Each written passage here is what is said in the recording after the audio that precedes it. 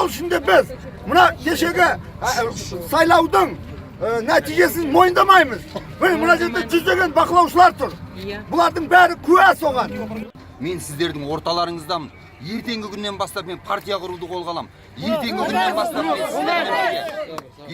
күннен бастап мен барлық заңды жатып жаттап сіздерге не істеу керек екенін бағыттауға тырысамын ағайындар.